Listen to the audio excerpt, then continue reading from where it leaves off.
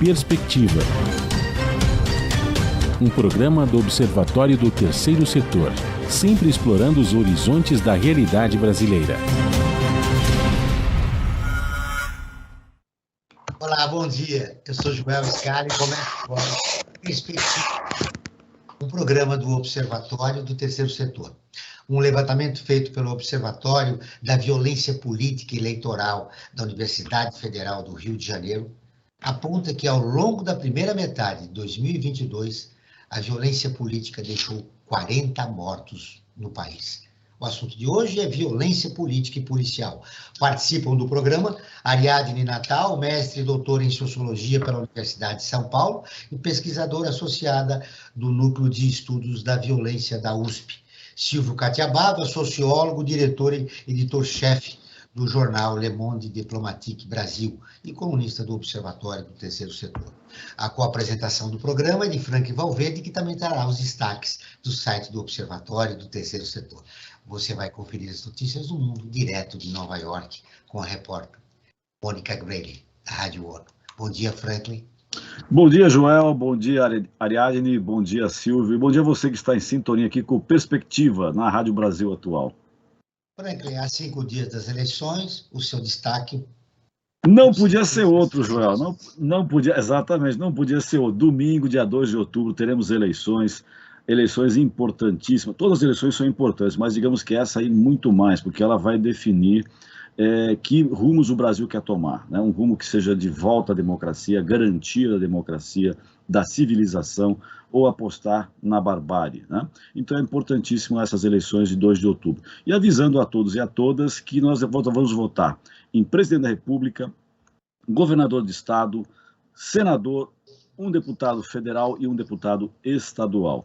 Analise a plataforma de todos os candidatos e candidatas e vote naquele que você acredita que pode construir um Brasil melhor para todos e todas. Eu acho que isso que é fundamental, Joel.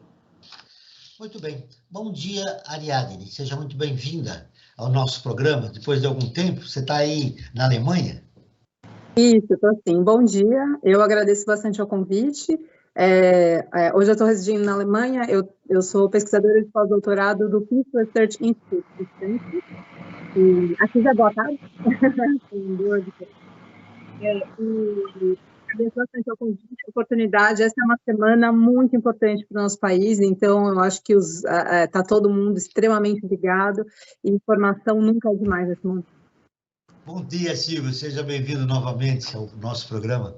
Bom dia, Joel. Bom dia, Franklin. Bom dia, Ariadne. É um prazer estar aqui mais uma vez. Vamos lá. Uma pesquisa do Datafolha apurou que 9% dos eleitores podem não votar nas eleições desse ano por medo de violência política. Eu queria um comentário seu, Ariadne.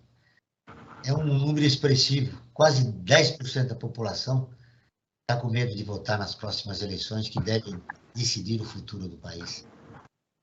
Pois é, a gente tem bastante não, já tem algum, vamos dizer, algum arcabouço de pesquisa sobre o medo no crime, né? Como o medo, em geral, ele no Brasil, ele é algo extremamente alto e ele organiza ou desorganiza, vamos dizer assim, a vida das pessoas, né? As pessoas, elas têm medo, às vezes, de sair à rua, de fazer várias coisas, mas a gente tem pouca pesquisa ainda sobre como isso se traduz, ou qual o impacto disso para a própria política, né? E aí a ideia do medo de ir votar, o medo de se manifestar politicamente, o medo de mostrar sua preferência política, isso é extremamente danoso, antidemocrático, né? Na verdade, isso mostra uma regressão da nossa democracia, né? A ideia de que um pressuposto da nossa democracia é a participação, e a participação ela se dá pelo voto, né? Ela pode estar diretamente se candidatando, né, participando, ou pelo voto,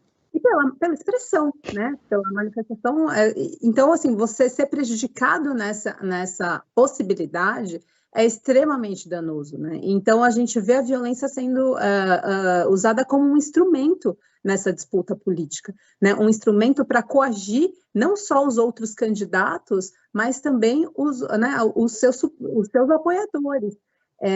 Então, isso, como um termômetro, isso é extremamente preocupante, né? É algo que a gente precisa olhar com mais com mais detalhamento, inclusive que impacto isso vai ter, porque esse medo, ele não se espalha de maneira igual, né, por todos os votantes, né? Ele vai afetar determinados grupos e isso, por consequência, vai ter um impacto na decisão, né, do pleito. Então, é algo para se olhar e para se preocupar mesmo. Silvio, há 5 dias das eleições, como convencer esses eleitores da importância do voto para a democracia brasileira? Eu acho que esse esforço vem sendo feito já há algum tempo, não é agora que vai se convencer ou não, né? É um processo que está terminando de campanha eleitoral, agora só estão alguns dias disponíveis, né, para continuar, mas eu fico impressionado com esses números, porque nós temos 156 milhões de votantes no Brasil, né? 10% dá 15 milhões, né? 15, 16 milhões de pessoas que, afinal, podem decidir uma eleição. Então, o medo também é uma tentativa de produzir a abstenção, de deixar o caso em casa, que eu não vou sair porque eu estou com medo.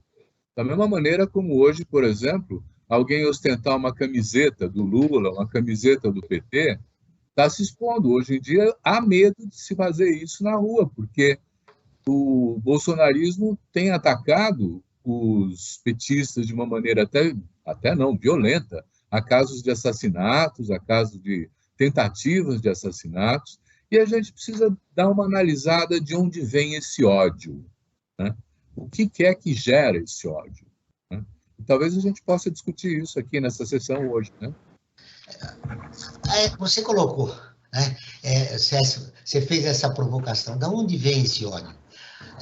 Esse fenômeno do bolsonarismo, ele antecede o Bolsonaro, né? E a origem disso está onde, Ariadne, segundo teus estudos, né? Você falou que a população, parte da população, ou a população em geral, tem medo. De onde vem esse medo? Já que a gente tem 30% da população já propagando violência já há muito tempo, né? Sim, a gente, infelizmente, o Brasil é um país em que a violência é um resultado possível em diversos tipos de conflitos, né? Então, ela está sempre lá como uma possibilidade de ser acionada num conflito interpessoal, num conflito, na violência doméstica, muito comum. Então, ela é um recurso... É o conflito da desigualdade, né? Que é provocada pela desigualdade, essa violência também, né? E aí, numa situação de desigualdade, ela fica muito mais possível essa violência ser acionada quando você tem algum tipo de relação que é assimétrica de poder entre as partes envolvidas no conflito, né? Então, seja uma diferença racial, seja uma diferença econômica, seja diferença de gênero, toda vez que você tem uma assimetria de poder, né, aquele que está submetido nessa relação, ele tem muito mais chance de sofrer a violência física, né? Isso está na história da nossa sociedade, é a base da nossa sociedade. Então, da mesma forma, quando você está tratando de política, né, infelizmente, aí é de uma política aí com P minúsculo, né, porque não é uma política que é pautada na democracia, quando você tem algum tipo de diferença, você trabalhar essa diferença na base da violência. E aí a coerção do outro, né, acaba sendo esse recurso para você garantir algum tipo de vantagem própria no teu objetivo político, né? Então, acionar um mecanismo que já é histórico nosso, da nossa sociedade, de resolução de conflito, mas de uma forma específica e direcionada, aí, nesse caso, para obter um tipo de resultado, um resultado político, né? Então, é extremamente preocupante, a gente vê que esses números aumentam em época de eleição, né, a gente vê pessoas que se candidatam, que geralmente é muito mais comum você ter, não é o meu principal área de estudo, violência política, mas em geral é mais comum a gente monitorar violência contra candidatos, em época de eleição, violência, ameaças, e isso acontece mais nas eleições em nível municipal, porque aí é numa coisa um pouco mais paroquiana, e aí são os vereadores de cidade pequena, onde os poderes, na forma como os poderes estão organizados localmente. Agora, a gente está vendo isso numa escalada nacional, né? A gente está vendo o candidato a deputado, a senador, a presidente sofrer ameaça de violência física, né? Ou sofrer deliberadamente. A gente vê apoiadores, e aí tem tem a questão, digamos, de uma racionalidade de coagir o outro, acionada ou combinada com ódio, né? O ódio do outro que precisa ser eliminado. Então, não é mais uma eleição onde você tem adversários concorrendo, você tem inimigo. E aí, toda essa retórica que a gente vem sendo propalada nos últimos mais do que 4 anos, na verdade, né, já tem bem mais, de que o inimigo precisa ser combatido, né, e o inimigo precisa ser, mais do que tudo, eliminado, né, isso vai sendo apropriado, e aí, junto com a nossa tradição da violência física, isso é uma bomba, né, é algo extremamente preocupante e que nos coloca na situação que a gente está hoje. E para mostrar um pouco esse cenário que você acabou de falar, bolsonarista atira 3 vezes contra deputado do PT em Minas Gerais. O atentado ocorreu na cidade de Montes Claros e teve registro de outro episódio de violência política na última sexta-feira. Com esse cenário, Franklin, você acredita que a grande imprensa está cobrindo adequadamente a violência política? Olha, eu acho que ela cobre, sim, mas de uma forma ainda um pouco tímida, né? Eu acho que isso chega a ter um pouco mais explícito, né? Porque a partir do momento que não se tem, digamos, dado a dimensão da gravidade do que está acontecendo, você acaba como que naturalizando esses episódios de violência. Isso é muito grave, né? Porque acaba meio que avalizando que tudo bem, você pode fazer essas violências, porque, como disse a Ariadne, né, na colocação dela, né, você tem que eliminar o adversário, então você naturaliza esse tipo de coisa. E isso eu acho que é o grande item que agrava essa situação, né? Ela cobre sim, mas eu acho que cobre timidamente. Ela devia explicitar muito mais e colocar claramente o quanto que é grave esse tipo de atentado acontecendo no Brasil. Você concorda, Silvio? Eu concordo, mas eu acho que a gente tem que ampliar um pouco, vamos dizer assim, o horizonte dessa análise. Porque se ficar no caso, você tem a possibilidade de identificar a violência, mas você não sabe a origem dela e nem o que está motivando, né? Então, eu imagino assim, imagine se fosse um petista dando 3 tiros num carro de campanha do Bolsonaro. O que a imprensa estaria fazendo hoje, né? Estaria estampando em todas as primeiras páginas, olha só a violência do petismo e não sei o que tal. E a violência está no centro da discussão. Agora, eu acho que a gente tem que voltar para trás. Nós somos uma sociedade que viveu 300 anos de escravidão, né? Onde as pessoas eram amarradas num poste na praça e açoitadas porque estavam discordando ou tentando escapar daquela opressão, né? Essa visão escravagista, vamos dizer assim, ela está imputada na nossa cultura. E eu tenho a impressão que se a gente descontextualizar, olha, essa violência, ela perde o sentido. Então, nós temos que entender, por exemplo, que a sociedade profundamente desigual, que é a sociedade brasileira, onde a maioria está em insegurança alimentar, mais de 50% da população está em insegurança alimentar, ela é oprimida por um Estado, e aí o Foucault fala muito disso, né? Quer dizer, de um Estado opressor, né? Que garante o privilégio das minorias. Então, nós estamos falando de um mecanismo de intimidação, de um mecanismo de repressão que se justifica para manter privilégios. Aí, esses senhores brancos, mais velhos, ricos, oligárquicos que controlam a Câmara dos Deputados, por exemplo, não querem ver lá uma bancada negra, uma bancada indígena, uma bancada LGBTQI+, porque aquilo é domínio deles, eles não querem discutir as demandas dos de baixo, eles não querem discutir os interesses das maiorias. E, para isso, eles se utilizam da violência, que é expressa também nas políticas de ação policial. Você veja o que acontece nas favelas, né? A polícia entra lá, mesmo quando o Supremo proibiu que fizesse isso durante o período, né? E mata gente impunemente, e depois os tribunais militares absolvem as pessoas. Isso aí é para impor o terror, para impor a violência, para impor o controle. O Mbembe fala em biopolítica nesse sentido, né? O Silvio falou de violência policial, Ariadne. Para cada policial morto, há 34 pessoas mortas por policiais no país, e que mostram os dados do monitor da violência. embora os números ainda sejam preocupantes, uma queda de 30% no número de pessoas mortas pela polícia em São Paulo de 2020 a 2021. Especialistas acreditam que um dos motivos para a queda dos números é a instalação de câmeras nos uniformes e tal, uma melhor adequação de controle dos policiais. Mas ainda os números são muito altos. O que justifica essa violência policial, Ariadne? É justamente o que eu estou estudando agora, são os antecedentes, né? Quais são os preditores, como a gente chama, o que ajuda a gente a entender os nossos níveis de violência policial.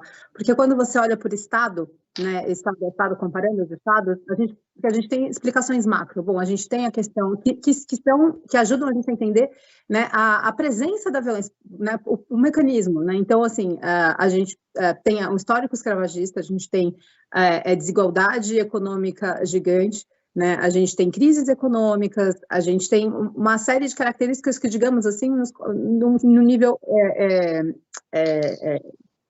estrutural. A gente tem outras que estão no nível...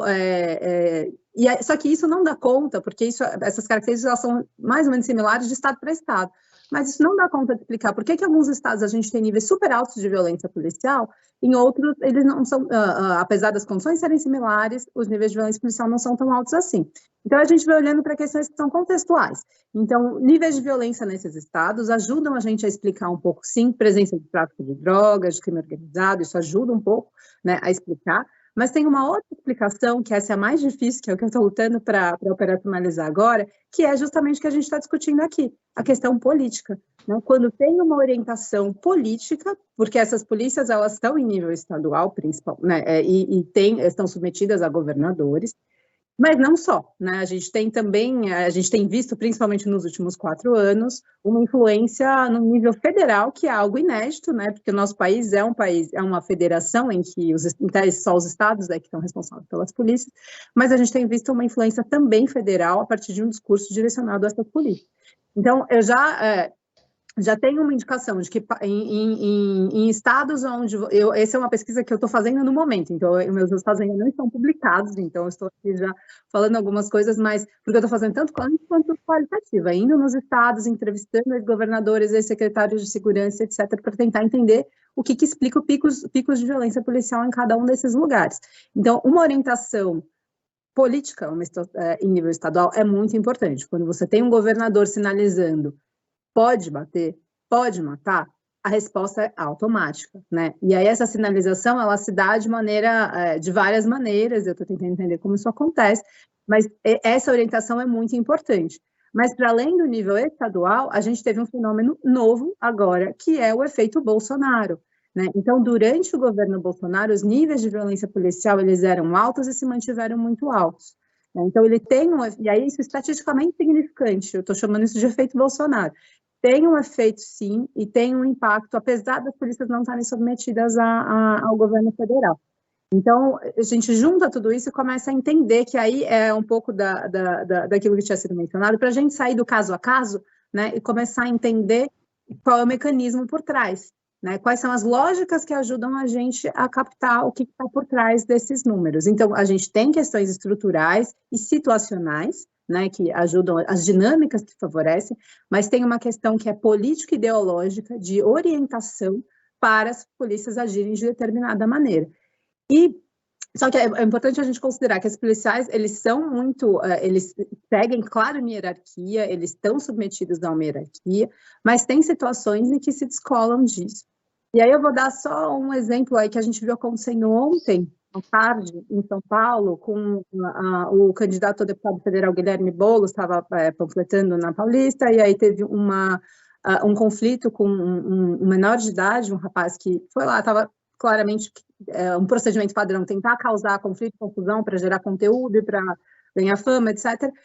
E aí, nisso, teve um conflito, o rapaz chegou a ser afastado e nisso teve uma agressão, mas o candidato estava lá longe já, isso não é algo que ele fez. E aí o rapaz acusou o Guilherme Boulos, e aí a polícia foi tentar levar o Guilherme Boulos para o distrito policial.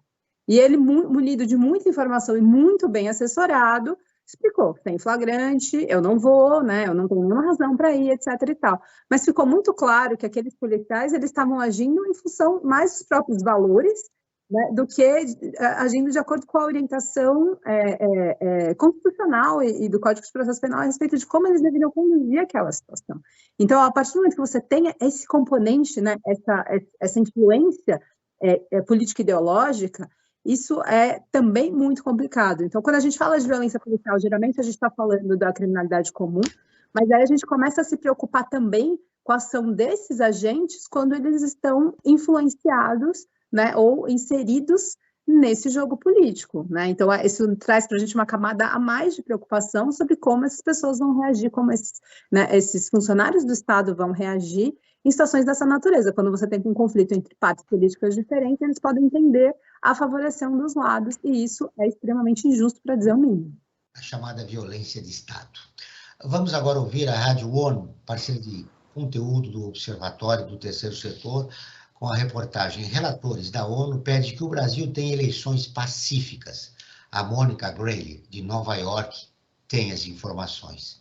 Um grupo de relatores de direitos humanos das Nações Unidas expressou preocupação com ataques a instituições democráticas, ao Poder Judiciário e ao sistema eleitoral no Brasil. Em comunicado, 8 especialistas, incluindo a relatora Irene Khan para o direito à liberdade de expressão e opinião, alertaram para intimidações, violência política e até ameaças de morte a mulheres e homens candidatos. Outros grupos alvejados pela violência são povos indígenas, afrodescendentes e LGBTIQ+. No comunicado, os relatores citaram agressões e incitação à violência por parte de simpatizantes de candidatos e até pelos próprios políticos. Outro problema é a campanha deliberada de desinformação e são os discursos de ódio. Para os especialistas, essas ações, além de tentativas de causar terror na população, impedem muitas pessoas de concorrerem a cargos eletivos. O impacto da violência sobre as mulheres e outras minorias também limita que elas se vejam representadas, causando um ciclo arrasador de exclusão.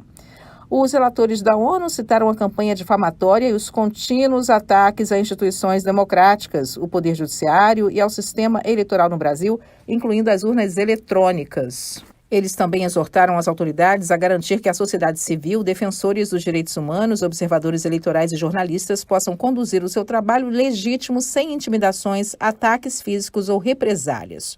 Os relatores lembraram episódios de violência na política, como o assassinato da vereadora Marielle Franco, que até hoje não foi esclarecido. Ela foi morta a tiros ao lado do seu motorista Anderson Gomes quando saía de um evento com simpatizantes no Rio de Janeiro. Ainda durante a campanha de 2018, o atual presidente do país, Jair Bolsonaro, foi esfaqueado durante um comício em Juiz de Fora, Minas Gerais. E segundo a mídia local, esse ano, o candidato do PDT à presidência do país, Ciro Gomes, também foi atacado enquanto fazia campanha em Porto Alegre, no sul do Brasil. Da ONU News em Nova York, Mônica Grayle. Continuamos com Perspectiva, um programa do Observatório do Terceiro Setor. Nós estamos falando sobre violência política e policial com Ariadne Natal e Silvio Catiabava. Franklin, agora nós vamos para a nossa enquete. O que os nossos seguidores votaram a respeito do tema do programa de hoje? Perfeito, Joel. A cada programa que nós apresentamos aqui na Rádio Brasil Atual, nós realizamos uma enquete, né? Ela, como o nome diz, né, a enquete ela não tem uma base científica, não é uma pesquisa, né, que você tem todos os procedimentos científicos para ser realizada, mas ela serve para a gente sentir um pouco a temperatura de como é que está o ambiente, né? E o ambiente hoje, né, digamos, está até um pouco quente, né? E até em função da nossa enquete que nós fizemos, dá para perceber isso tranquilamente. Nós perguntamos para o tema de hoje, né, violência política e policial. Você acha que a PM faz uso abusivo da força? E olha só o resultado, Joel, 92% das pessoas que se manifestaram nessa nossa enquete disseram que sim, que a PM faz uso abusivo da força.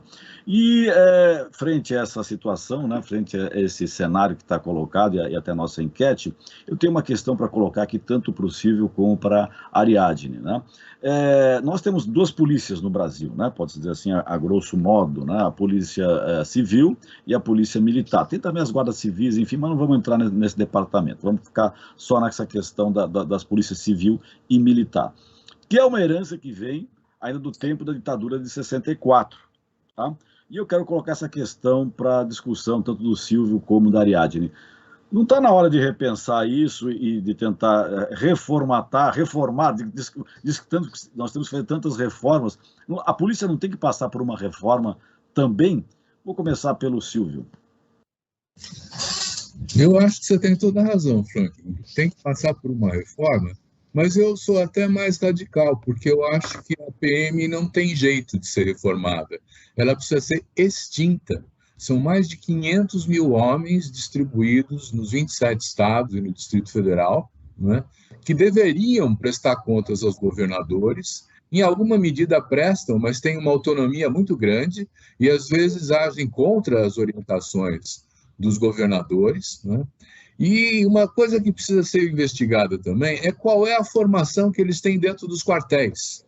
Porque eu também não quero qualificar todo policial militar, né, de um arbitrário, violento e criminoso. Quer dizer, há policiais militares que não são assim. Mas a instituição se constitui de maneira, né, a se preparar para implantar o terror. Quando eles estão treinando dentro do BOPE, por exemplo, né, você tem umas canções que eles cantam, marchando, que é assim, nós vamos subir o morro e nós vamos abater os criminosos. Quer dizer, eles estão se preparando já dentro do quartel, né, para essa destruição, para essa violência, para o crime. Né? E o outro problema é que eu acho que as questões de justiça têm que ter um foro comum. Quer dizer, não há possibilidade de ter uma justiça militar que absolve todos os crimes dos policiais militares, né, à revelia do que é a lei, do que é a Constituição. Né? Então, eu acho que nós temos que ter uma polícia cidadã, uma polícia que cuida da garantia e da segurança, mas que faça isso de uma maneira protetora, não de uma maneira violenta, quer dizer, respeitando a diversidade, as diversas expressões, o espaço público e as manifestações políticas no espaço público, não é? Perfeito. Inclusive, até acrescentando a informação que foi dada pela Ariadne, né, com relação ao candidato a deputado federal, o Guilherme Boulos, ontem, né, o grupo de policiais que queriam levá-lo para a delegacia, né, insistiu em levá-lo e ele argumentou, olha, não é flagrante, então você não pode me prender, porque eu não agredi ninguém, a primeira questão. E, além disso, também não tem como.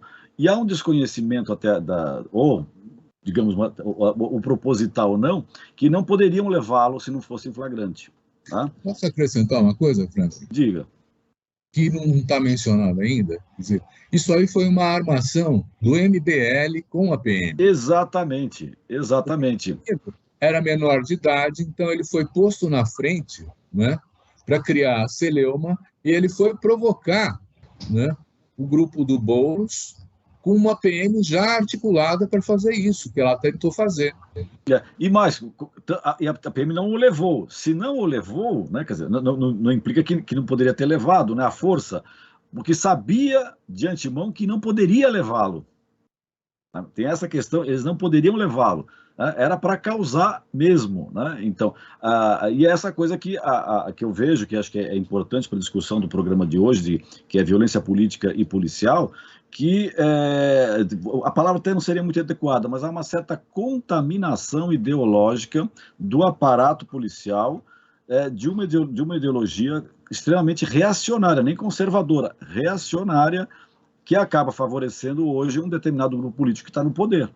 Tá? Acho que essa é uma questão que precisaria ser até colocada para esclarecer o que aconteceu ontem, que eu acho gravíssimo, né? Quer dizer, a polícia entrando e tomando o lado que não deveria tomar, tomando claramente um lado político, né, nesse conflito, digamos assim.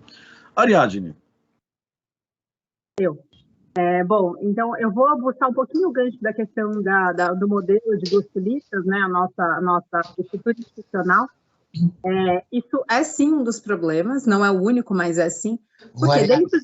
Porque nós temos duas polícias, a civil e a militar, mas também temos uma outra polícia, aquela que atende o cidadão dos jardins e aquela que atende o cidadão da população de baixa renda nas periferias das cidades, né? Então, mas é importante considerar, Joel, que dentro das polícias, se a gente fosse tocar só na questão da polícia militar, que é o que a gente está discutindo aqui, também tem duas. Tem os oficiais e os praças, são castas. eles estão divididos também. Aquele que entra na base, aquele que está fazendo policiamento cotidiano de rua, o soldado, o cabo, ele nunca vai ser comandante. O comandante nunca foi cabo. É uma polícia...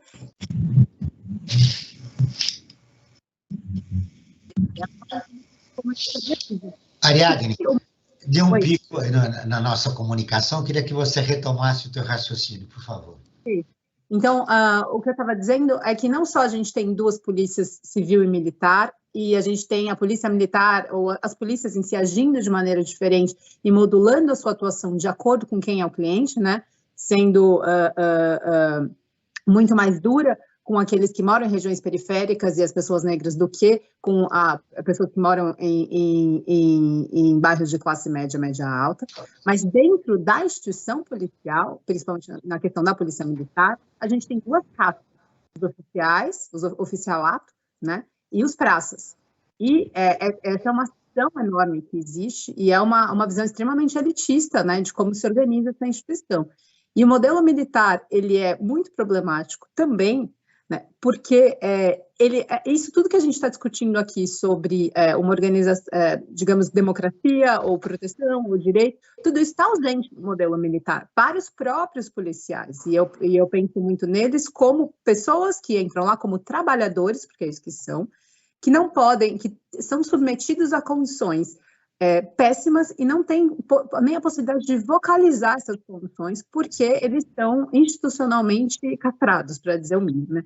Então, é um modelo, a gente, enfim, morando aqui, eu acabei de vir de um congresso internacional que é super importante, e a gente tem todos os policiólogos do mundo inteiro discutindo polícias, etc., e aí a questão nos países de democracias consolidadas falam muito sobre a questão do consentimento da polícia. Então, a polícia ela não poderia, na hora de fazer revistas, não poderia tocar o corpo de uma pessoa sem consentimento, a não ser que tenha uma fundada suspeita. Então, toda a questão e aí, assim, isso está tão distante da realidade brasileira, não só porque a forma como a polícia age sem nenhum crime ter acontecido, ela vai, constrange, faz revistas, e não é só a revista em si, mas é a violência física, não é mesmo? Mas se a gente pensar que essa é a lógica com qual esses policiais são formados também, né? Então, a estrutura hierárquica, a hierárquica interna, né, faz com que eles tenham que obedecer ordens de uma maneira quase que acrítica, né? E aí isso acaba condicionando a uma forma só de ver o mundo, não tem possibilidade de discussão, não tem contraditório, né? É uma instituição que acaba não florescendo a possibilidade da diferença, a possibilidade de mudança, tudo isso é muito difícil numa estrutura como essa, né? Então, quando a gente fala de militarização, a gente está sempre pensando em qual vai ser a alteração disso na ponta, né, na atuação, mas a minha questão é como é que vai funcionar internamente, né? Como é um novo processo de informação e reestruturar as relações. Isso, assim, eu vou dizer, infelizmente, está muito na nossa realidade, né? A gente ainda não tem espaço para discutir isso de maneira para avançar nessa direção, porque isso seria mexer, inclusive, com privilégios, né? Quando você tem uma estrutura de praças e oficiais, né, você desmontaria essa estrutura, como é que seria isso e tal. Então, a ideia de que quem está no topo um dia já esteve na base, né? Isso não existe. Polícias militares hoje, a forma como elas se organizam não é dessa natureza, é uma organização de uma hierarquia da desigualdade. Acho que até a formação deles, né? A formação é diferente, né? Bom, segundo o Silvio, nós precisamos de outra polícia. Segundo você, é possível reventar a PM ou não temos que criar uma outra polícia? Eu acho que tem, assim, não tem como jogar o bebê com a água do banho. Tem bons profissionais, sim. Tem profissionais que estão preocupados em fazer um bom trabalho. Mas, assim, o espaço que se dá para isso é um tipo de instituição que privilegia aquele que age da pior maneira possível, né? Então, porque aqueles que querem desenvolver um bom trabalho, às vezes não têm o espaço necessário, ou não conseguem.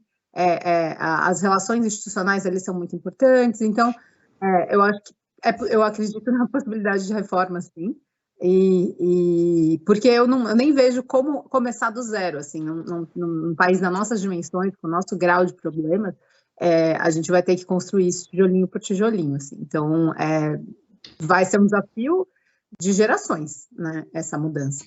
A gente começa a ver, aí com relação especificamente à questão da violência policial, você mencionou lá atrás o uso das câmeras corporais, né, que é uma inovação tecnológica, mas com um impacto gigante na forma de atuação, e que eu não questiono o impacto, de fato, em São Paulo a gente já está vendo um decréscimo nos níveis de letalidade policial, também em função das câmeras corporais. Mas é a gente esperar que um equipamento tecnológico faça a mudança de fora para dentro, né, é muito complicado. Então, bom, a gente está monitorando a atuação na ponta, mas e tudo o que faz, né? Não se trabalha com a conscientização, né? Acho que essa é uma questão, né? Não se trabalha com a conscientização do policial, né? E sim com o medo dele ser reprimido pelos atos que ele praticou, né? Você está lidando com isso como se esse fosse um problema apenas um policial na ponta, né? E não é, né? A gente tem uma estrutura que leva a isso, a gente tem uma orientação ideológica, a gente tem um modelo, a gente tem uma cultura policial, uma subcultura policial que vai levar a isso. Então, só você colocar algo lá na ponta e tentar, a partir digamos, do fim para o começo, não é o suficiente, né? A gente precisa mudar a estrutura que forma esse policial e que não só a formação do curso de formação, mas é uma estrutura institucional mesmo e ideológica que leva a isso, né? Você citou as câmaras, né, que acompanham os policiais, para ver como as PMs de todo o país estão deslocadas da realidade, elas não têm evitado as agressões e mortes em relação ao cidadão comum lá no Rio de Janeiro, né? Embora com as câmeras eles continuam as agressões e o sequestro de pessoas lá no Rio. Você está acompanhando o Perspectiva, um programa do Observatório do Terceiro Setor, onde está falando sobre violência política e policial com a Ariane Natal e o Silvio Catiabarra. Agora sim, vamos conversar com o Frank a respeito de como você pode ficar informado sobre projetos, causas sociais e direitos humanos. É simples, Joel, seguindo o Observatório Terceiro Setor nas redes sociais e lá acompanhando informações do Brasil e do mundo. No Instagram, @Observatório 3 Setor. No facebook.com/Observatório 3 Setor. Nos dois casos, o 3 é em numeral. E os nossos programas de rádio, como esse que nós estamos fazendo aqui agora, estão disponíveis no canal do Observatório no YouTube. Lá você também encontra entrevistas e quadros como Você Sabia e Você Conhece, que mostram aspectos ignorados da história e refletem sobre a nossa sociedade. Basta você buscar por Observatório 3, em numeral, Setor. E lá você vai encontrar toda essa informação de qualidade. Voltamos à violência política. Nas últimas semanas foram registrados diversos casos de violência política. Um homem foi morto a facadas no Mato Grosso, outro levou um tiro na perna dentro de uma congregação e até mesmo um candidato a vereador levou um soco, além desta tentativa de assassinato desse deputado do PT lá em Minas Gerais, que eu me referi no bloco anterior. Bom, essa violência toda, Silvio, como nós vamos caminhar nos próximos 5 dias para que a gente tenha uma eleição razoável e possamos consagrar o que resta da nossa democracia? Eu acho que é enfrentando democraticamente essa violência, porque não há outra maneira de poder passar esses 5 dias até as eleições. Vai haver mais manifestações de radicalismo. O bolsonarismo está no canto nesse sentido, porque as pesquisas estão demonstrando que as chances de vitória são mínimas, né? Talvez até a eleição se conclua para presidente no primeiro turno, né? O que seria muito bom para a paz e tranquilidade de todo brasileiro, né? Mas nós podemos esperar que haja mais, porque, veja bem, qual é o argumento para defender o Bolsonaro? É muito difícil ter esse argumento do ponto de vista da política pública, de uma ação do Estado voltada para erradicar a desigualdade e a pobreza, enfim, quer dizer, para atender às necessidades das maiorias. E eles reforçam, se você se lembra, o presidente falava dos negros falando de arrobas, né? É algo extremamente ofensivo. E essa violência verbal, ela também tem sua razão de ser. É para recolocar a diferença entre o branco macho alfa, que ele se identifica que ele acha que é imbrochável e que está nessa categoria superior, e discriminar negros indígenas, pobres, periferia, como Mulheres. se fossem todos... Oi? Mulheres. Mulheres, claro, né? Quer dizer, aliás, ele deu uma fraquejada quando ele teve a filha dele, né? Porque os outros todos eram homens, né? Então, Lamento essa frase ele dele, está entre fazendo outras, né, um Silvio? esforço nesse último momento de campanha eleitoral de dizer que não, que ele valoriza as mulheres e tal, mas já não convence mais ninguém, né? Então, a pergunta é, qual é a razão para tentar criar a diferença dele, branco, de idade, que agora ficou rico, né? Depois de 51 imóveis comprados com dinheiro vivo, né? E os demais?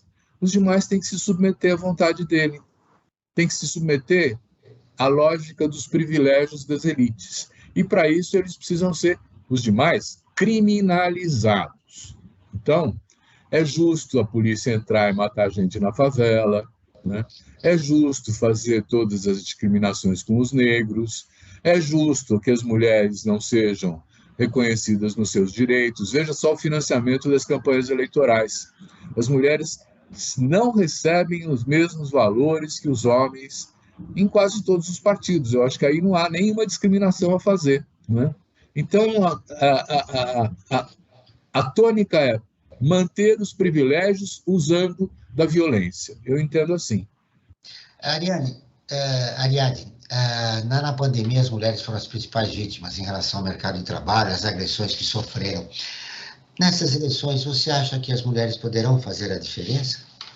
Eu acho que nós já estamos fazendo. Eu acho que os números estão mostrando como as mulheres rejeitam violência, né? Isso é muito importante. Nós somos a maioria do eleitorado brasileiro e as mulheres elas sabem, né, que a violência, esse culto às armas, esse culto a essa masculinidade tóxica, porque no fim é isso, né? É isso que ele está defendendo, não é à toa que ele faz referência ao próprio órgão sexual e que ele coloca isso na mesa o tempo todo, né? Isso está isso tá como pano de fundo no nosso processo eleitoral, né? Que lidar com essa masculinidade e diminuir o espaço dela, né? Porque isso significa que mulheres, se esse tipo de ideia prevalece, hegemônica, a gente tem menos espaço, a gente morre mais, a gente tem menos voz, né? A gente volta para digamos, uma caixa onde a gente não quer estar mais, né? Então, mulheres já estão fazendo diferença, já está evidente pelas intenções de voto, as pesquisas mostram quem são os apoiadores do Bolsonaro e quem são as pessoas que o rejeitam, justamente em função do discurso beliscoso, né? Isso é visível, né? Então, eu tenho esperança de que nos próximos... A gente está num prazo curto aí, mas num prazo médio, digamos assim, né? Essa reconquista de espaço diminua esse tom bélico da política, das relações. Então, e aí, assim, eu vou puxar a sardinha para o meu lado, quando ambientes extremamente masculinizados, né, essas coisas prevalecem, né? Então, a inserção de mulheres na política e nos espaços, ela diminui, né, ela arrefece a certos conflitos, né? Ao contrário do que dizem, que mulheres trazem conflito para espaço de trabalho, mulheres brigam, etc. e tal, o que eu vejo é o contrário. Eu vejo que é muito importante que a gente tenha essa representatividade. E aí também outras representatividades, representatividade racial e de gênero, e outras, para que a gente tenha, quanto mais diversa seja a nossa Câmara, a nossa Câmara Federal, a nossa representação política, eu acho que menos a gente dá espaço para esse tipo de masculinidade que a gente não quer ver mais como símbolo da nossa nação e da nossa política. Agora vamos ouvir as notícias de destaque do site do Observatório do Terceiro Setor. Fred. Perfeitamente, Joel. Vamos lá. Antes de mais nada, quero convidar a todos e a todas que visitem o site do Observatório Terceiro Setor, observatório3setor.org.br, o 3 em numeral. Isso é importante sempre destacar. E lá, todos e todas vão encontrar uma série de matérias e reportagens sempre centradas fundamentalmente nas questões de cidadania e também dos direitos humanos. Lá nós vamos encontrar matérias como, por exemplo, a epidemia ignorada. Brasil tem 57 mil casos de dengue em um mês, ou seja, falando da Covid que está aí, né, ela está meio que já terminando, mas a dengue continua ainda, né? Eu acho que isso é um problema que tem que ser, as pessoas têm que ficarem atentas. Tem uma outra matéria que fala sobre a única cidade no mundo que está localizada entre 2 continentes. É uma curiosidade, eu acho que é um convite que seja lida essa matéria também. E a que eu quero dar um destaque hoje, em especial, é uma matéria que foi escrita pela Maria Fernanda Garcia, que aponta o seguinte: a cada 4 segundos uma pessoa morre de fome no mundo. Né? Olha só como é que é grave. O Brasil, que tinha saído do mapa da fome, infelizmente voltou nos últimos 6 ou 4 anos, principalmente nos últimos 4 anos. A partir de 2018, Frank. A partir de 2018, né, se aprofundou mais ainda essa volta, infelizmente, do Brasil para o mapa da fome. E na última reunião que nós tivemos Frank, eu vou acrescentar essa notícia da fome. Perfeito. A segunda uma pessoa morre de fome no mundo. Aqui no Brasil, uma publicação nossa no Instagram revela que pessoas que passam fome no país superam a população inteira da Venezuela. Olha só, o quanto que é grave, né? Quer dizer, no Brasil, que passa fome no Brasil, acaba superando a população de um país inteiro que não é pequeno, hein? Que não é pequeno, diga-se passagem, né? E só para registrar sobre essa matéria que eu indico a todos e a todas para ser lida, que 200 ONGs denunciaram essa situação na última Assembleia Geral da ONU em Nova York. Né? Então, isso é importante ser registrado, esse dado. E acrescentando um outro dado importante também para quem nos acompanha no nosso site. As matérias do site do Observatório do Terceiro Setor contam com a ferramenta de audiodescrição, uma ferramenta que ajuda as pessoas que são portadoras de deficiência visual a terem essas informações, esse conteúdo que está no nosso site. Joel. Tenho só 15 minutos de programa, conversa com os nossos 2 convidados, passa rápido, né? Mas eu quero registrar que a Justiça Militar de São Paulo absolveu, no mês passado, o soldado da Polícia Militar que pisou no pescoço de uma mulher negra durante uma ocorrência na Zona Sul.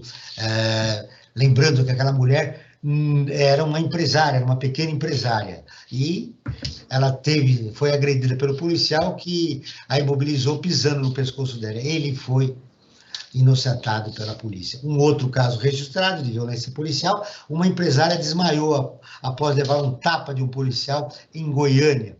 O que ela fazia? Ela só foi agredida porque estava filmando o marido ser preso por desacato. Tá aí.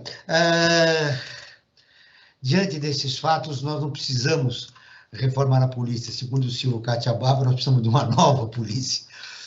Eu queria, Silvio, que você fizesse um destaque final, né? Enfatizo novamente, estamos pertíssimos das eleições, nós temos aí um número expressivo de ocorrências policiais, de violência política, violência policial, num ambiente de polarização no país, agressões, tentativas de morte. Que cenário você esboça para as eleições daqui a 5 dias? Joel, se você me permite, eu faço apenas uma pequena correção. Eu não chamo isso de polarização, porque polarização supõe a radicalização dos 2 lados. Nós estamos vendo a extrema-direita atacando a todo mundo, né? Então, os democratas, eles estão buscando eleger e, pela via das eleições, corrigir as coisas. Quem está radicalizando é a extrema-direita, é o bolsonarismo, né? Agora, eu acho, para a gente terminar essa nossa conversa, quer dizer, que a solução desses problemas passa pelo mundo da política, passa pela eleição, passa pela escolha que nós vamos fazer dos nossos governantes, né?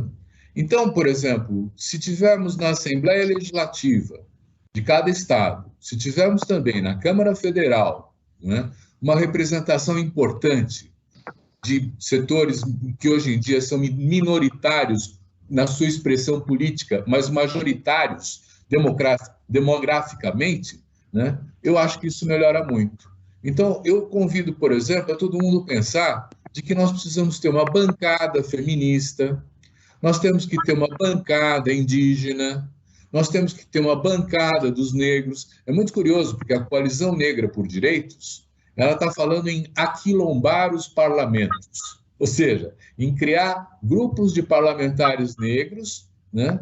Da mesma forma como o MST também está falando em criar uma bancada do MST. Esta é a primeira vez que esses movimentos sociais estão se propondo a criar bancadas parlamentares para defender os seus interesses. E aí nós não vamos ter só a bancada da bala, a bancada do agronegócio, a bancada da mineração, a bancada dos bancos, nós vamos ter também a bancada dos direitos sociais.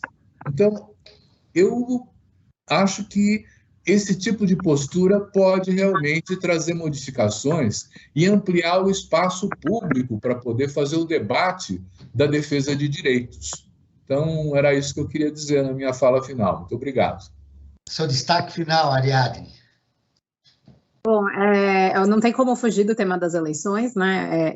São 5 dias para o primeiro turno, mas a primeira coisa que eu queria lembrar, a gente está, acho que, com uma visão otimista, né, de conseguir começar a reverter o dano, e não é pequeno, né, que tem sido causado. Então, é fundamental que as pessoas, na hora de votar, considerem e não prestem atenção nos votos também para deputado estadual e federal, porque a gente só consegue fazer qualquer coisa, né, se a gente tiver apoio dessas bancadas e a formação de uma maioria. Eu acho que vai ser difícil, mas minimamente que a gente tenha um apoio parlamentar nas diversas câmaras e que as vozes estejam lá. Então, votem mulheres, votem pessoas negras, votem de acordo com afinidades político-sociais, mas e não só no candidato que, sei lá, que alguém conhece, etc. e tal. Mas eu também queria lembrar que a eleição não é panaceia, que ela não vai resolver tudo, porque o desafio que a gente tem pela frente não é pequeno.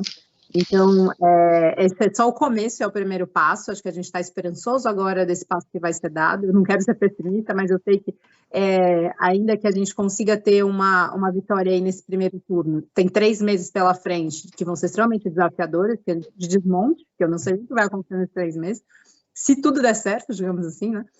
E a gente vai ter ainda anos e anos pela frente que a gente vai continuar lidando com esses mesmos valores que a gente enumerou aqui, antidemocráticos. Eles estão estabelecidos e politicamente representados.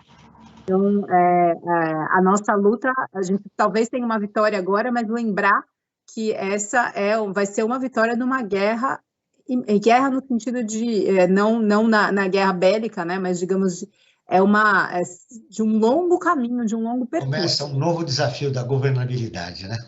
Da governabilidade e de abrir mão de algumas coisas, provavelmente a gente vai precisar abrir. Então, tentar, né, maneirar expectativas, porque a gente fica com expectativas muito altas, mas também, assim, dá um alívio certamente. Então, e lembrar que essas escolhas, as escolhas que a gente está fazendo, as escolhas políticas de representação, elas têm efeitos práticos muito claros. E aí, quando eu lido com o assunto da violência policial, para mim isso é tão evidente. A gente está fazendo escolhas sobre pessoas viverem ou pessoas morrerem. É esse o nível de influência, né? E quando eu tenho essas discussões aqui com os meus colegas, eles não conseguem nem entender, porque a mudança política nos países de democracia estabelecida, ela não tem implicações tão sérias quanto tem no Brasil. E por isso que eleições, para a gente, significa mudar rumo, né? Mudar o rumo das coisas. Então, é muito importante, por isso que a gente é tão aficionado por isso, porque significa respiro e significa vida sendo salva, significa redirecionar o Estado para colocar ele de volta no lugar que ele deveria estar. Mudar o rumo das coisas. Seu destaque final, Franco Valverde, numa palavra. Então, uma palavra, acho que é uma frase, Joel, uma frase que é atribuída ao Platão, né, grande filósofo grego, há mais de 2000 e tantos anos lá atrás, que ele diz o seguinte: não há nada de errado com aqueles que não gostam de política, simplesmente serão governados por aqueles que gostam. Atenção, no próximo domingo, preste atenção em quem que você vai escolher. Silvio, numa frase, qual é o seu maior medo neste cenário?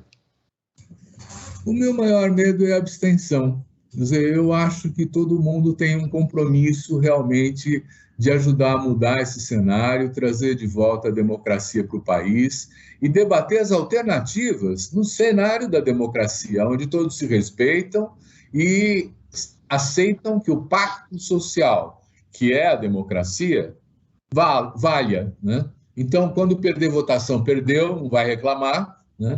Quando ganhou, não vai acabar com o opositor, porque não é inimigo, é adversário. No próximo lance, pode estar de mãos juntas, né?